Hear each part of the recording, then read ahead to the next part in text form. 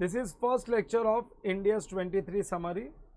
Now ये वाले lecture में हमने क्या सीखा है, meaning of borrowing cost. See what do you mean bye borrowing cost. Borrowing cost का मतलब है डिबेंचर्स इशू किया, 10% डिबेंचर्स 10 लाख रुपए आ गया, बट ये 10 लाख रुपीज़ पे 10% जो इंटरेस्ट देना है ये बोरोइंग कॉस्ट है।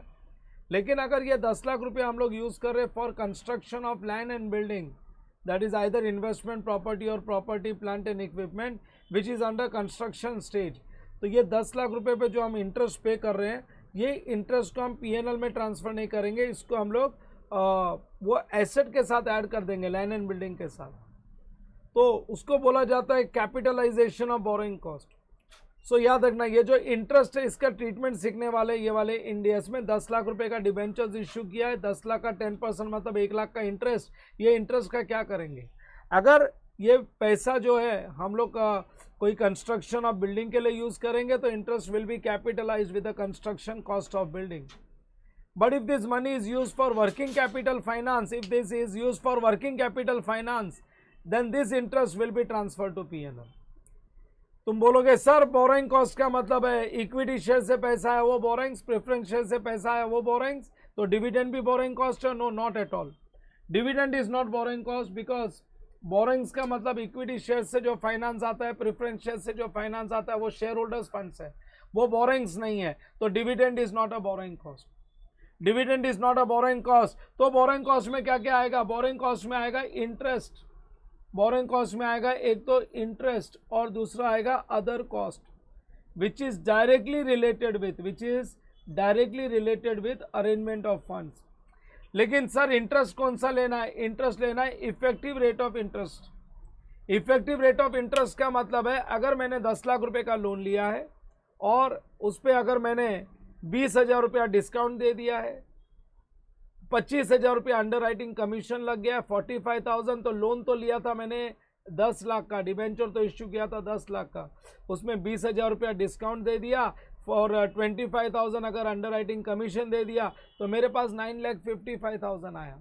या छोड़ो हमने 10 लाख रुपए का डिबेंचर इश्यू किया था, 1 लाख का डिस्काउंट दे दिया तो आया 9 लाख रुपया, लेकिन इंटरेस्ट तो 10 लाख पे देंगे। 10 लाख का इंटरेस्ट होता है 1 लाख, सो 1 लाख का इंटरेस्ट दे रहे लेकिन अमाउंट रिसीव्ड है 9 लाख। तो एक्चुअली इंटरेस्ट 10% बनता ही नहीं है, 10% तो 10 लाख का 10% इज 1 लाख।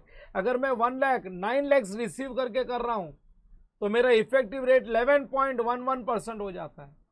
ये सब मैंने आज के लेक्चर में तुमको करवाया है। सो मेरे को इफेक्टिव रेट ऑफ इंटरेस्ट निकालना है, लेकिन कौन सा इफेक्टिव रेट, आईआरआर की रेट, वो रेट जो इनफ्लो और आउटफ्लो को जीरो बना दे, वो रेट से हम लोग इंटरेस्ट कैलकुलेट करेंगे।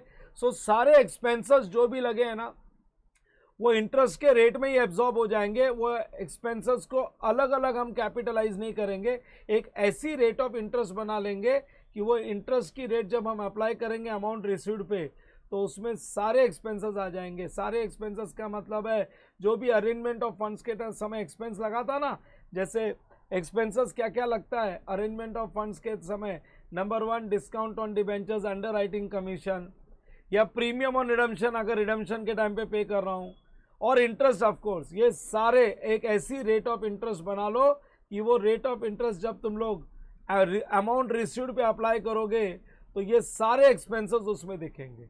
मेरे लेक्चर में एक पूरा प्रॉब्लम सॉल्व किया है और प्रॉब्लम सॉल्व करके मैंने उसका बाइफरकेशन बताया कि जो मैंने इंटरेस्ट ड्यू किया था वो इंटरेस्ट को जब मैंने टोटल मार के बताया तो वो इंटरेस्ट से मेरे को डिस्काउंट की अमाउंट मिल गई, underwriting commission, interest paid as well as premium on redemption, सब कुछ मिल गया। ठीक है ना। सो आज का लेक्चर यहीं तक था। नेक्स्ट लेक्चर में what you mean by qualifying asset, this discussion we are going to do.